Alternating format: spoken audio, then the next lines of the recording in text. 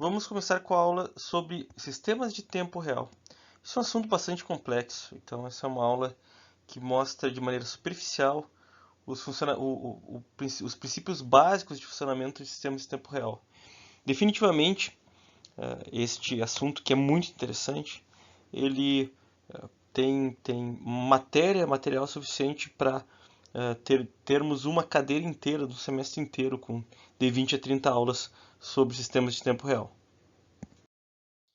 Essa é a agenda. Nós vamos começar com uma introdução e caracterização, depois olhar rapidamente os conceitos básicos, vamos ver o modelo de tarefas, escalonamento, dois exemplos de escalonamento, sistemas de tempo real, sistemas operacionais de tempo real e algumas conclusões.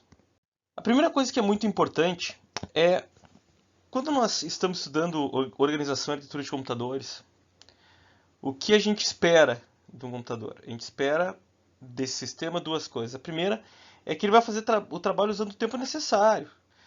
Mas, muitas vezes, e as nossas cadeiras de organização e arquitetura são sempre sobre isso, usando o tempo necessário, porém, da maneira mais rápida possível.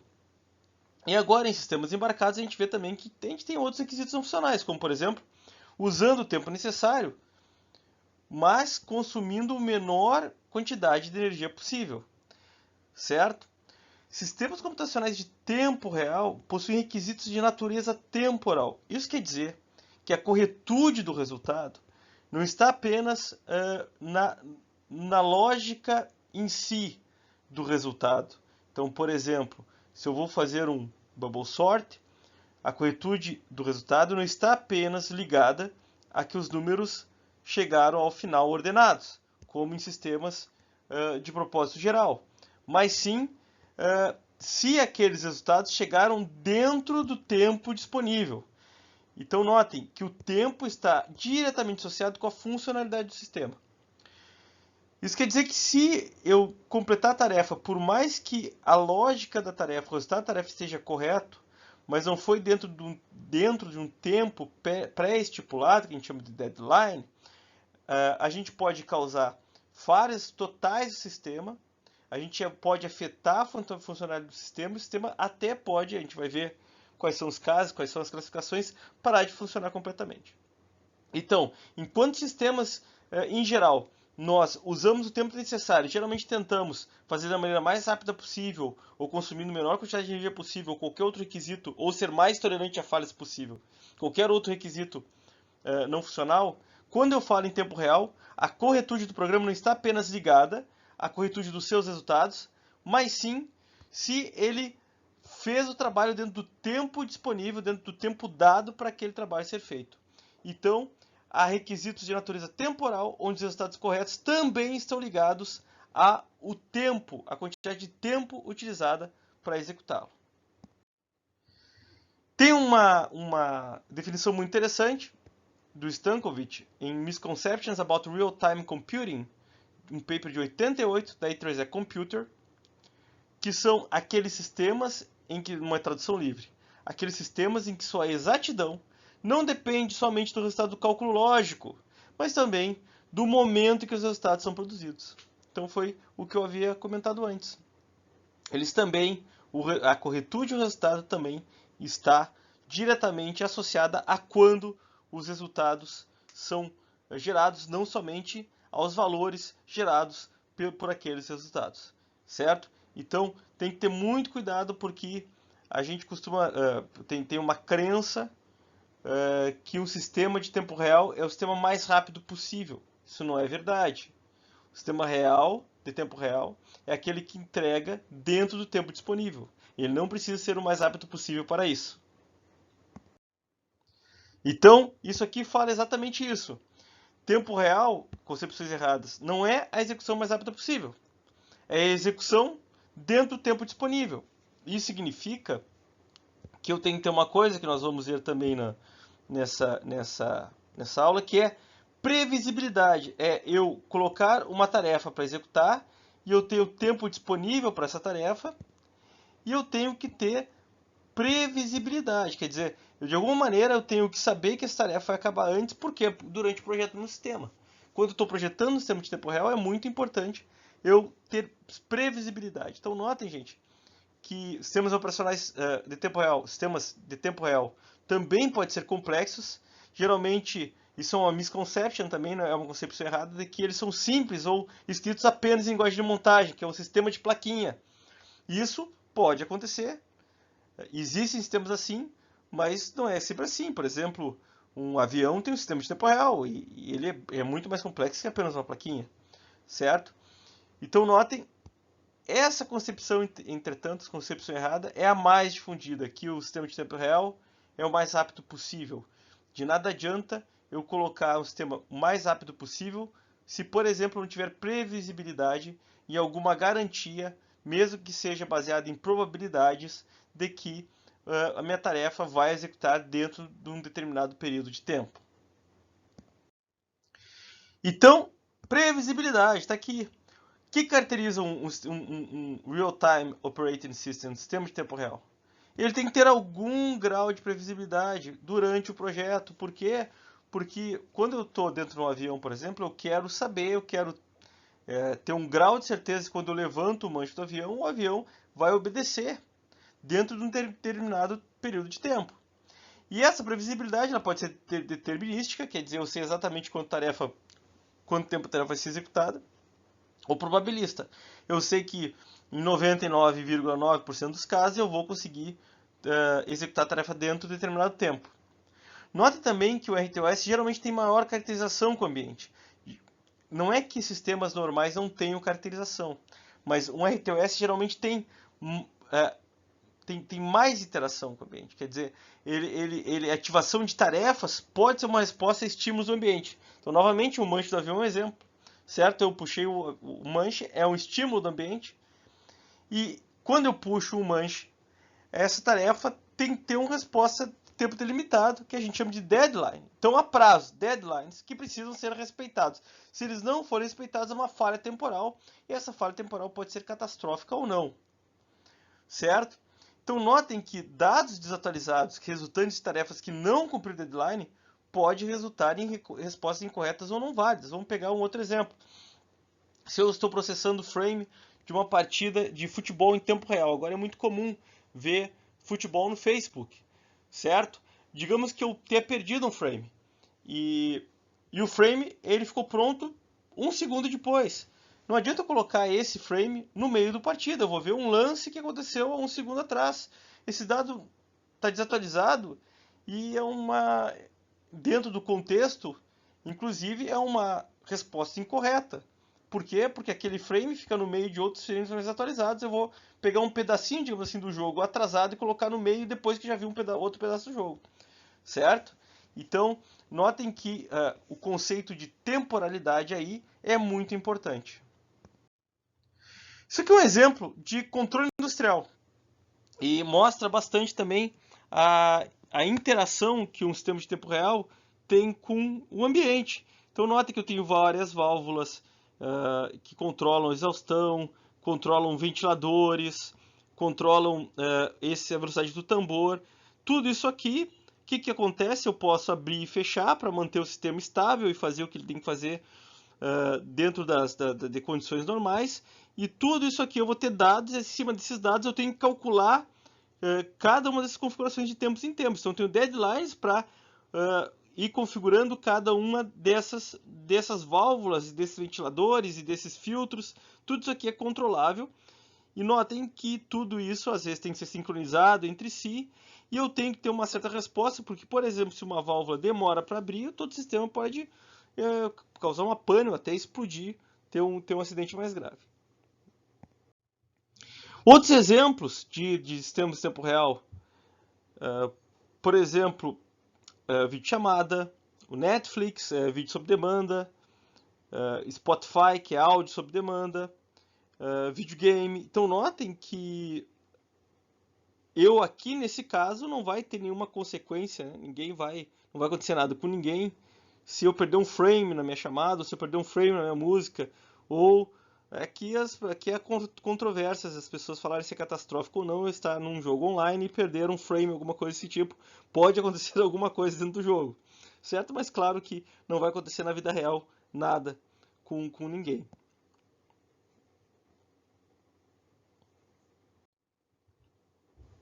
Então aqui eu tenho realidade aumentada. Aqui, olha, aqui começa a ficar mais crítico. Eu tenho o rover da NASA, que tem um sistema em tempo real, para ele verificar as coisas, para fazer o controle. Eu tenho o sistema no avião, que tem, gente, assim, regras a serem seguidas, que são de milhares de páginas, para garantir segurança. Eu tenho o carro autoguiado, que também é um sistema de tempo real. Então notem que aqui eles começam a ficar mais críticos, quer dizer, quando eu não respeito algum parâmetro temporal, alguma coisa mais de grave pode acontecer. Aqui, como eu havia falado para vocês, aqui eu tenho controle industrial, também é muito comum, tinha mostrado já antes aqui. Eu tenho controle de ações, e aqui a criticalidade ela é discutível, quer dizer, aqui eu posso fazer cálculos de compra e venda de ações. O que acontece se eu perco uma ação está caindo e eu quero vender logo? Quanto mais rápido eu vender, quer dizer, quanto mais rápido o meu sistema dizer que você já teve um ganho de 2%, agora a ação está descendo, tem que fazer o lançamento da venda. Quanto mais rápido isso acontecer, menor prejuízo. Se passar o tempo, o que pode acontecer aqui, ó? Olha que interessante. Eu tenho uma subida da ação, depois tem uma descida, certo? Então aqui o sistema detectou com algum algoritmo que ele tem que vender. Notem que se ele demorar muito para vender, ou para muito para calcular, o que aconteceu? Eu tive perda, ou empatei com o meu ganho, ou tive pouco ganho, certo? Então, ele tem que calcular rapidamente, rodar um algoritmo e lançar para venda a ação conforme o algoritmo. Vamos dar uma olhadinha nos conceitos básicos de sistemas de tempo real agora, depois que a gente mostrou exemplos de tempo real. E nós temos basicamente dois tipos. O hard real time, que é crítico, tem deadlines estritos. Perder um deadline pode levar a uma falha do sistema e pode levar a consequências catastróficas, como por exemplo, imaginem que ocorreu uma falha no sistema que é um avião, um carro autoguiado, uma usina nuclear, certo? Então é extremamente necessário garantir os requisitos temporais durante o projeto. Então esse é o hard real time. São aqueles que trazem consequências catastróficas, que pode colocar em risco a vida das pessoas. E o soft real time é não crítico. O requisito temporal descreve comportamento desejado ou esperado. E perder o deadline não é considerado uma falha total no sistema. Então, por exemplo, o Netflix, o Amazon Prime, o Skype, o Spotify, tudo isso, o nosso jogo, o stream do jogo no Facebook, tudo isso são soft real time. Por quê? Porque se eu perder um frame no meu jogo, a não ser que eu perca o gol do meu time, não é crítico, certo? Então, são sistemas não críticos. E esses, obviamente, os requisitos temporais são mais, digamos, relaxados, no sentido de que são mais soltos que aqueles que são críticos. E o tipo de garantia que eu vou dar para esse tipo de sistema é diferente do tipo de garantia que eu vou dar para o hard real time. O que mais nós temos? A gente costuma falar que uma task, uma tarefa em real time, ele é uma parte de código executada, não necessariamente uma tarefa, um processo como a gente está acostumado. Ele pode ser um método, uma subrotina, um trecho de programa, certo? Então também, quando eu falo em task, não necessariamente é um processo do programa que eu digo para ser executado. E novamente o deadline. O deadline é o limite desejado para a conclusão dessa tarefa. E ele pode ser relativo, quer dizer, relativo quando a tarefa se inicia, ou absoluto. O que é o absoluto? Eu tenho locais específicos de relógio que eu tenho que respeitar. Então, o relativo é o começou a tarefa tem, digamos, N segundos para completar. Já o absoluto não, tarefa tem que ser completada em 0, 5, 10, 15 segundos. E aí nós temos a previsibilidade, que a gente repete muito, que é muito importante em sistemas de tempo real, que é a habilidade de antecipar. O que é previsibilidade? Ser previsível é tentar prever alguma coisa, é antecipar se as tarefas vão ser executadas respeitando seus limites de tempo, suas deadlines. E eu tenho uma determinista, que é garantir que os deadlines serão respeitados. Então, quando eu faço o projeto do avião, eu tenho que procurar ter uma provisão determinista. E uma antecipação probabilista, que é baseada em estimativas, quer dizer, qual a probabilidade que cada task irá cumprir sua deadline. Então, por exemplo, uma task é a decodificação de um frame. Eu coloquei essa decodificação no frame num ARM A15 ou um ARM A52 quad-core. e eu sei que 99,9% das vezes é provável que eu não vá perder frame. Note que isso geralmente a gente usa para software real-time, certo? Eu desenvolvi meu sistema mantendo a probabilidade de que isso vai acontecer. Quando é que vai acontecer um problema no frame? Quando o usuário está mexendo no controle remoto, aí chamou o menu, aí os processadores começam a não dar atenção para a decodificação de vídeo como deveria, ou se eu começo a perder pacotes na rede. Tudo isso há uma antecipação probabilista de se vai acontecer ou não. Se a empresa que produz isso vê que a chance de acontecer, de perder frames é de 10, 20, 30%, ora, isso vai fazer com que o usuário vai ser perceptível para o usuário. Isso é inadmissível. Então o que a empresa faz? Ela muda o sistema. Ela tenta reprogramar o sistema, ou ela muda a plataforma, usa uma plataforma mais avançada, mais rápida, certo? Para isso que a antecipação probabilista serve.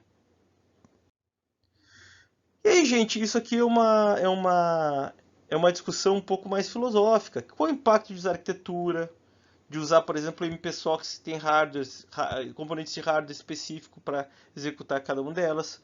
As linguagens assembly procedural orientadas a objetos e runtime. Então, notem que a linguagem, como a gente falou, tem sistemas que são muito complexos, mas quanto maior o nível da linguagem, mais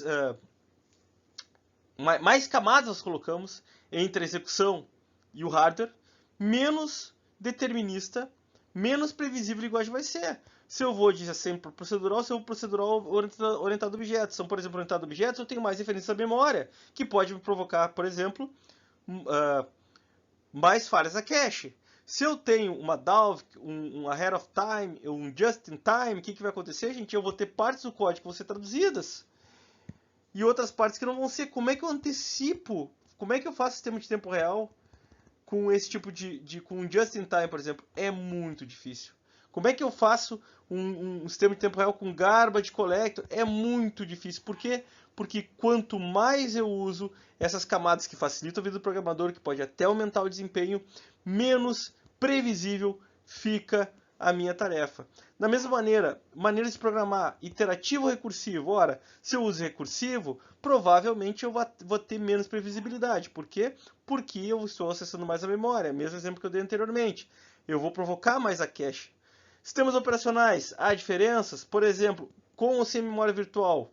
Ora, se eu não uso memória virtual, eu aumento a previsibilidade do sistema. Por isso que eu tenho alguns sistemas de tempo real que nem tem suporte à memória virtual. Para quê? Para aumentar a previsibilidade do sistema. O que eu quero discutir aqui é que existe um trade-off, um custo-benefício muito grande, entre facilidade, tempo de projeto, programação e previsibilidade. Isso é uma regra meio geral. Quanto mais camadas nós adicionamos entre o hardware e o programador ou usuário, menos previsível vai ser, certo? E isso é um desafio geral de sistemas de tempo real que tem que ser lidado. Notem, quanto mais complexo fica o sistema de tempo real, o ideal seria usar mais subterfúgios, mais ferramentas de alto nível para poder facilitar o meu desenvolvimento, para poder facilitar a manutenção. Mas isso pode não acontecer, por quê? Porque eu perco a previsibilidade. Então, esse é o desafio de sistemas de tempo real. E aqui continua a minha discussão. Se a ISA influencia, pode influenciar. Por exemplo, se um processador é muito do tipo CISC ao invés do tipo RISC, menos previsível ela é. Então, lembrando o x86, por exemplo, que transforma instruções tipo CISC em várias tipo RISC, menos previsível ele é. Se a gente pegar a organização, se a gente comparar o monociclo e o multiciclo pipeline, o monociclo é o mais previsível de todos, cada instrução leva um ciclo. Se eu tiro a memória cache dele, eu sei quanto tempo leva o acesso à memória, ele é super previsível. Eu tenho um programa, cada instrução leva um ciclo, eu sei quanto leva. O multiciclo também é relativamente previsível, porque eu sei quantos ciclos leva cada instrução, agora o pipeline começa a ficar cada vez mais imprevisível. Notem, quanto melhor ele fica no sentido de desempenho, menos previsível ele fica. Isso é interessante, esse trade-off aí. E aí é que a gente pode extrapolar com predição de desvio, execução especulativa, execução fora de ordem, processadores superescalares, que tem todos esses argumentos aqui para serem utilizados, eles pioram a previsibilidade do sistema. Se a gente comparar o superescalar com o DSP ou o microcontrolador, por este mesmo motivo, comparando o monociclo, multiciclo pipeline, ele vai ser mais previsível. Superescalar versus VLW. VLW provavelmente vai ser mais previsível. Por quê? Porque o paralelismo já é feito em software. CISC versus RISC cai um pouco na discussão que eu tinha falado agora do x86. Geralmente o RISC vai ser mais previsível. Sistemas com menos níveis de hierarquia de memória vai ser menos previsível. Claro, gente, porque quanto menos eu tiver, quanto menos níveis de cache, por exemplo, eu tiver, melhor. Se eu tiver um sistema com uma memória, mesmo que eu leve 100 ciclos, olha só, esse é uma boa discussão entre previsibilidade e desempenho. Qual é o sistema melhor para ser mais previsível em tempo real? Um sistema que tem só memória ou um sistema que tem 3 níveis de cache mais a memória? Um sistema que só tem a memória. Mas, professor, eu vou levar 150 ciclos para acessar a memória cada vez. E com a cache, eu posso levar bem menos que isso. A média vai ser 5, 10 ciclos. Claro, mas o sistema de tempo real ele tem que ser previsível. Isso significa que, se eu souber que cada acesso à memória vai levar 150 ciclos, no ponto de vista de previsibilidade de tempo real, ele é melhor do que aquele sistema que eu não sei se vai levar 5 ciclos, 15, 30 ou 150, dependendo se deu cache hit em qual nível, na L1, na L2, na L3 ou na memória. Agora, se o meu sistema que não tem cache, que só acessa a memória, que é super previsível, não consegue executar as tarefas dentro do deadline previsto, aí eu tenho um problema. Então, exatamente esse trade-off, esse custo-benefício, que é um dos principais desafios na hora de desenvolver um sistema de tempo real. É ele ser previsível, porém, ser rápido o suficiente para executar a tarefa dentro do deadline definido. Não é o mais rápido possível, é rápido o suficiente para executar dentro do deadline. Então, notem que, obviamente, dentro do sistema operacional em tempo real, a parte crítica é o escalonamento de tarefas. E o escalonamento ele pode ser estático. Como assim estático? Eu conheço as tasks que vou executar. Task 1, Task 2, Task 1 de novo, Task 3. E aí eu consigo oferecer previsibilidade determinística. Por quê? Porque eu sei quais tarefas vou executar. Eu já faço escalonamento antes. Eu sei quanto tempo eu posso saber, dependendo do sistema, quanto tempo cada uma vai levar, ou qual é. Uma coisa que a gente chama muito é Worst Case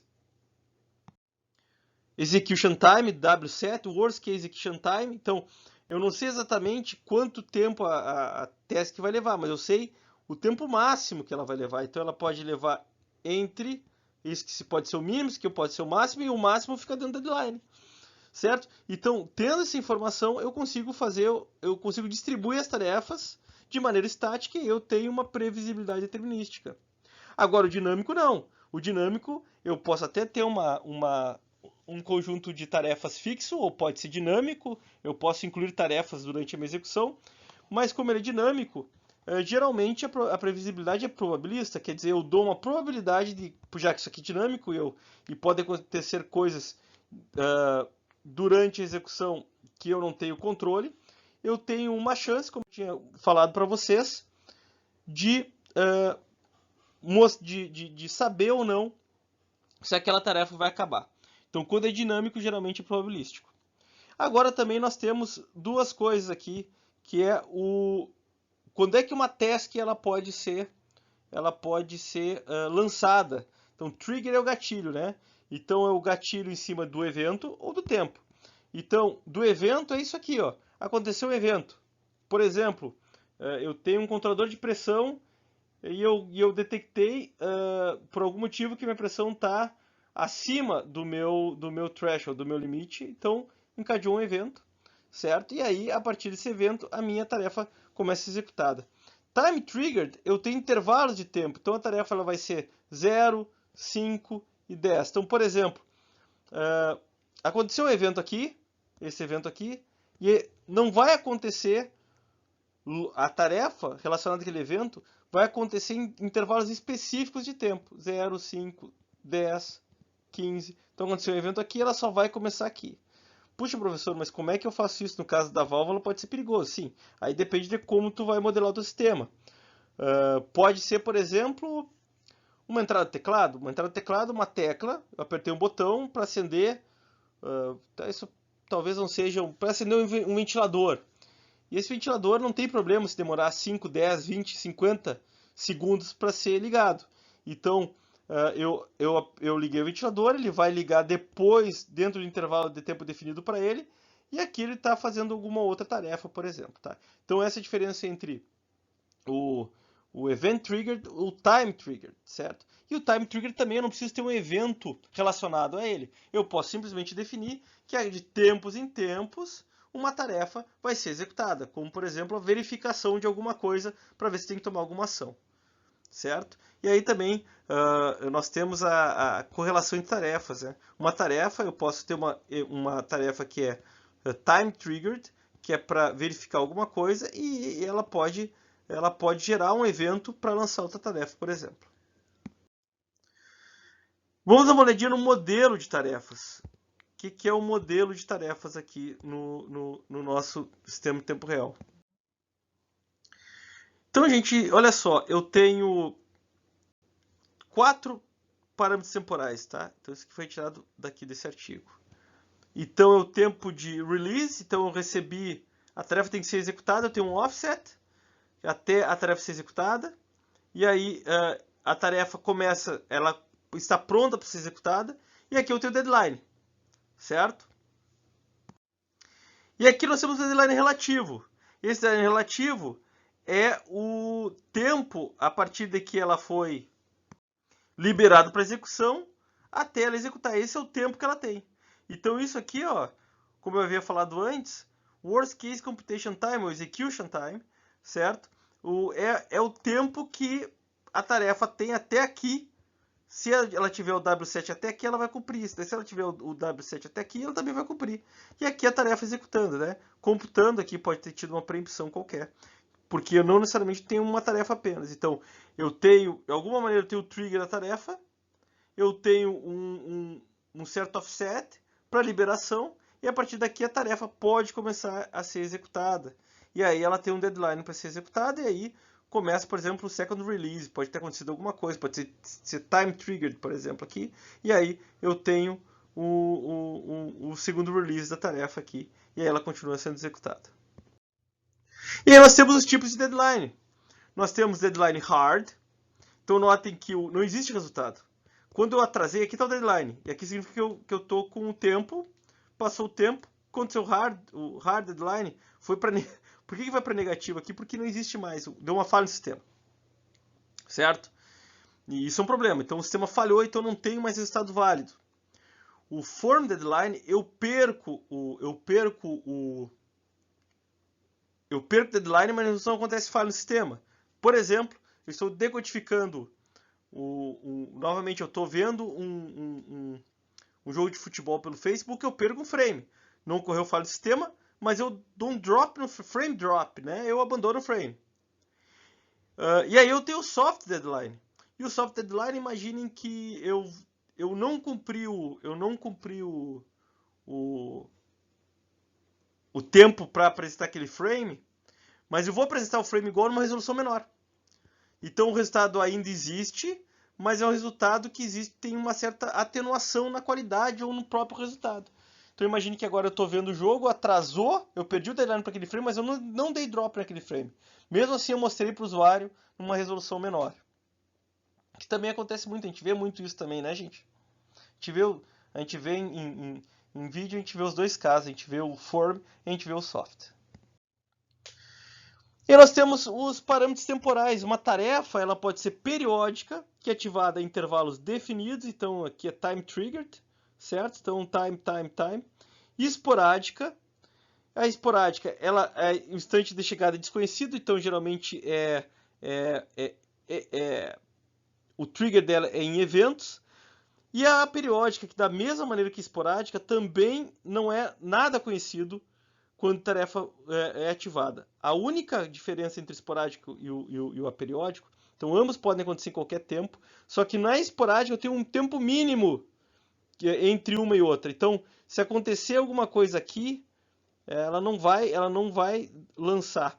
Então, assim, por exemplo, eu tenho um ventilador, e eu sei que aquele ventilador ele demora 10 segundos. Ele tem que ficar 10 segundos para esfriar, resfriar alguma coisa. Então, que ativa o meu ventilador? Uma temperatura. Tem um sensor de temperatura que ativa o meu ventilador, a minha ventoinha. E a ativação dela é 10 segundos, porque durante um projeto eu vi que se durante 10 segundos ele vai diminuir em 2 graus alguma coisa. Então notem, isso é uma tarefa esporádica, porque lançou meu sensor de temperatura e ele funcionou por 10 segundos. Isso significa o quê? Isso significa que enquanto ele estiver ligado, uma outra tarefa igual a essa não vai ser lançada. Já a periódica, não tem isso, não tem esse limite mínimo de tempo da execução da tarefa.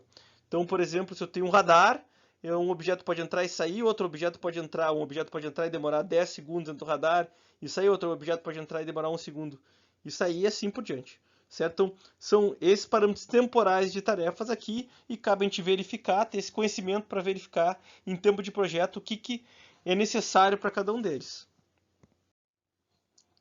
E também nós temos as relações de dependência. A gente, às vezes, uma tarefa depende da outra, certo? Então, a tarefa 2 ela só pode começar quando a 1 foi completada. Então, e como é que funciona isso? Por exemplo, pode ser por envio de mensagem. Essa aqui tem um receive e essa aqui tem um send no final da sua tarefa. Então, essa aqui vai ficar esperando essa tarefa aqui. Lembrando que tarefa, uma task não necessariamente é um processo. Pode ser um objeto, pode ser um método, chamado de subrotina. E também nós temos exclusão mútua. A exclusão mútua diz que enquanto uma tarefa está executando, outra não está executando. Como, por exemplo, se eu estou executando eu estou numa região crítica da memória, eu dei um lock nessa memória aqui e esse processo está esperando para entrar, então eu tenho exclusão mútua, assim como eu tenho em sistemas operacionais convencionais. E isso eu também posso ter em sistemas de tempo real. E o que eu gostaria de ressaltar aqui, quando eu tenho isso aqui em tempo real, o que nós temos? O que complica? Claro que a nossa previsibilidade ela pode se complicar, porque eu tenho que levar em conta as relações de precedência e relações de exclusão mútua. Porque quando mais complexo o meu sistema fica, gente, ó, eu começo a ter relações de precedência, uma fica dependendo da outra, certo? Olha só, tarefas dependentes das outras. Aí eu tenho tarefas, essa tarefa aqui, ela pode ter exclusão mútua com essa aqui, então, olha só. Essa tarefa aqui só dá start quando essa e essa estiverem prontas. Mas essa aqui tem uma relação de exclusão mútua com essa aqui. Como é que fica? Então, começa a ficar cada vez mais difícil de eu ter previsibilidade no meu sistema. Vamos ver alguns exemplos de escalonamento. Aqui, gente, é uma lista simplificada de escalonamento em tempo real, que pode ter abordagem de garantia de tempo de projeto, abordagem de garantia dinâmica, abordagem de melhor esforço, tá? Por exemplo, técnicas adaptativas. Certo? Então, nós realmente temos uma grande gama de técnicas de escalonamento para sistemas operacionais em tempo real. E como eu havia falado lá no início, isso aqui pode ser assunto de um semestre inteiro, um assunto bastante interessante e bastante extenso. Mas vamos falar das duas muito famosas. A primeira é o RMS, o Rate Monotonic Scheduling. E aí, são abordagens clássicas. Ele tem algumas premissas. Primeiro, que as tarefas são periódicas e independentes, certo? E que o deadline da tarefa é igual ao seu período. Então, a tarefa tem um período que é igual ao seu deadline. O tempo de computação, worst case execution time, de cada tarefa é conhecido e constante. Então, notem que eu sei quais são as tarefas, eu sei quanto tempo cada uma vai levar, e elas são periódicas. E outra coisa, quando eu vou de uma tarefa para outra, de uma tarefa 1 para 2, existe esse tempo de chaveamento, não causa impacto no modelo. Certo? Então, o que é o RMS? É um escalonamento preemptivo com prioridades. Então, preemptivo quer dizer eu posso interromper uma tarefa para passar para outra tarefa, ao contrário de multitarefa cooperativa. As prioridades, isso é mais importante, são fixas. Então, cada tarefa tem uma prioridade fixa, não muda a tarefa, e inversamente proporcionais ao período. Então, isso é importante para a gente ver no exemplo. Então, as tarefas são inversamente proporcionais ao seu período. E eu tenho, por causa disso, por causa de todas as restrições e premissas, garantias determinísticas em relação ao tempo de resposta. Porque, novamente, deadline tarefa igual ao seu período, que são conhecidos estáticos, as tarefas são periódicas e independentes, o tempo de computação de cada tarefa é conhecido e constante, o tempo de chaveamento não causa impacto no modelo e as prioridades são fixas. Qualquer tarefa pode ser interrompida por outra tarefa com maior prioridade que esteja em estado pronto. Então, quer dizer, se eu estou executando uma tarefa e essa tarefa ela pode ser interrompida por uma outra tarefa que tem uma prioridade maior, novamente é a prioridade fixa, certo? Vamos ver um exemplo aqui. Então, nós temos a tarefa A e a tarefa B, certo? A tarefa A, ela tem o período de 10 e o deadline é 20. E a tarefa B tem o período de 25 e o deadline é 50. Qual que tem maior prioridade? A prioridade é inversamente proporcional ao período. Então, aqui nós temos a tarefa A e B.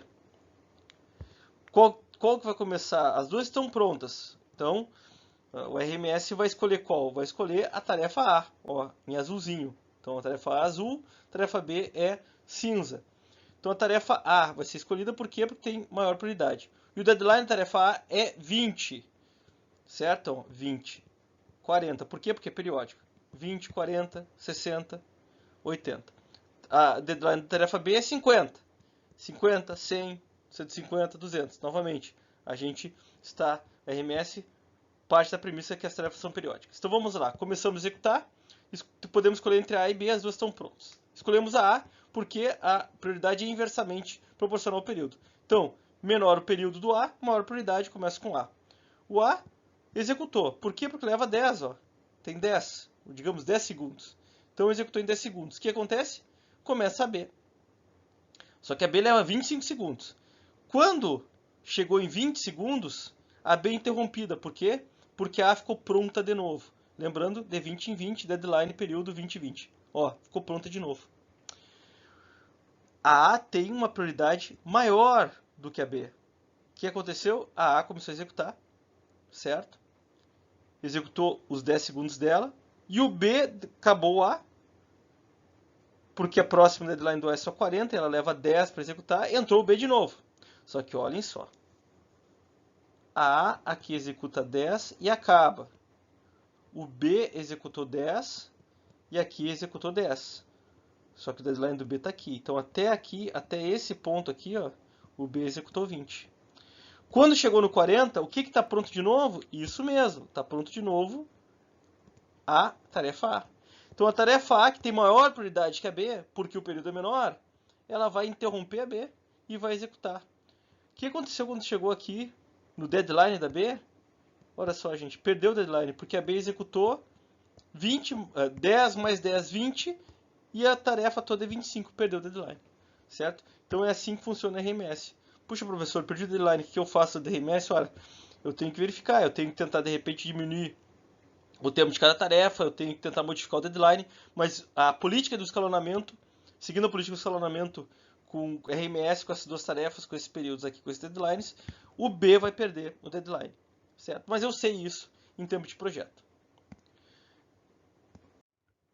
Já o EDF, que é o Earliest Deadline First, segue mais ou menos as mesmas premissas: tarefas periódicas independentes, deadline igual ao período, tempo de computação conhecido e constante, que é o W7, tempo de chaveamento nulo, as mesmas premissas lá do nosso RMS. O algoritmo de escalonamento de tarefas periódicas, mesma premissa, define escalonamento baseado em prioridades, a mesma premissa, e a escala é produzida em tempo de execução por escalador primitivo. Tudo igual ao RMS. A única diferença é que a tarefa prioritária, mais prioritária, é que tem deadline mais próximo, por isso earliest deadline first, do tempo atual. Então notem, no RMS era inversamente proporcional, a prioridade inversamente proporcional ao período da tarefa. Agora não. Agora a tarefa mais prioritária é aquela que tem o deadline mais próximo. Como é que fica o nosso exemplo? Mesma coisa, gente. Tarefas A e B. Aí nós temos o período e o deadline da tarefa A, o período e o deadline da tarefa B. Mesma coisa que antes, né? Então o período da tarefa A é 10 e o período da tarefa B é 25 e o deadline da tarefa A é 20. Então aqui é deadline do A, deadline do A. aqui é deadline do B, e claro, entre 50 aqui vai ter 100, vai ser deadline do B, assim como lá em 60 nós teríamos deadline do B, em 80 teríamos, deadline do A, em 80 teríamos deadline do A de novo. Certo? Bom, então deixa eu mudar aqui o ponteiro. Olha só, chegamos aqui, o A e o B estão prontos. Quem que vai começar executando? Earliest deadline first. Qual é o earliest deadline first aqui? É o A. Por quê? Porque ele acaba em 20 e o B acaba em 50. Executou o A acabou, porque ele leva 10, então digamos de novo 10 segundos, acabou em 10 segundos. Entrou o B executou seus 10 segundos, ainda faltam 15. Aí chegou o A de novo. Quando é que o A acaba? Tem que acabar em 40 e o B tem que acabar em 50. Então, pelo EDF, o A tem um deadline mais próximo. Então o A entra e executa. Certo? Acabou o A, porque ele leva 10 segundos, e entrou o B. Chegou aqui, nesse momento, o B executou 10 segundos. E aí o A está pronto também. No RMS, o A ele ficava no lugar do B. Por quê? Porque o A tem um período menor. No EDF, vai chegar aqui, o que vai acontecer? Qual que tem o deadline mais próximo? Earliest deadline first. O deadline mais próximo é o B, porque o deadline do B é 50 e o do A é 60. Então o B continua executando. Estão vendo aqui? E aí depois o A entra. Então notem que o B vai executar até completude, porque ele executou 10 aqui, 15 aqui e o deadline está aqui. Então o B acabou aqui antes do deadline. E aí depois entra o A. E o A, professor, não perdeu? Não, o A não perdeu também. Porque o A ele vai ser executado, ele começa no 45, vai até 55 e o deadline do A é 60. Certo? Então, nesse caso aqui o EDF é melhor, para vocês entenderem a diferença. Gente, como eu falei, tem vários escalonadores, várias técnicas diferentes, várias assumptions, várias pressuposições, premissas diferentes para cada técnica que tem que ser levada em conta. E agora vamos rapidamente falar um pouquinho de sistemas operacionais em tempo real. O que é o papel de sistema operacional em tempo real? Quando tem aplicações standalone, não tem um sistema operacional envolvido, tipo aplicações embarcadas em controladores. Ou são aqueles que a gente sempre falava muito, né? São sistemas operacionais. Por quê? Porque às vezes é uma biblioteca de componentes e gera até um executável flat. E às vezes não tem nem preempção. Mas eu tenho aplicações em tempo real que são enormes e complexas, com várias threads, sincronização, suporte a sistemas de arquivos. Então as primitivas do sistema operacional são necessárias. Então eu tenho todos os sabores. Eu tenho aplicações standalone e tenho aplicações complexas, assim como eu tenho sistemas operacionais regulares, comuns. O que um RTOS tem que ter? Agendamento, como a gente viu, né? A gente viu o EDF, por exemplo. Então tem que ter agendamentos especiais para o tempo real, alocação de recursos, tratamento de opções, porque tratamento de opções em alguns sistemas operacionais não são previsíveis. Então isso é uma preocupação muito grande em sistemas operacionais de tempo real. E aí tem outros como tamanho de kernel. Aí vai depender do tipo, que isso aqui não é apenas de tempo real. É uma necessidade de sistemas operacionais dependendo em qual plataforma que eu vou usar. O que acontece é que alguns sistemas de tempo real, eles realmente são baseados no microcontrolador, com pouca memória, e nesses casos eu vou me preocupar com o tamanho do kernel. Certo? Então, quando eu estou fazendo escalonamento, eu preciso de mais informações sobre a tarefa do que o normal. Como a quantidade de vezes, quais recursos, o tempo de release que a gente já viu, né? O tempo de execução, quais são os deadlines. E quanto mais determinista, quanto mais informações eu tiver, quanto menos elas variarem, menos variação, mais determinista vai ser o meu escalonamento e melhor vai ser o meu escalonamento para o sistema de tempo real. O que mais que eu tenho que me preocupar? Eu tenho que me preocupar com a latência de interrupção. O que é uma interrupção, gente? Olha, aconteceu alguma coisa e o sistema operacional ele vai ter que prestar um serviço. Então, qual é a latência disso aí? Né? E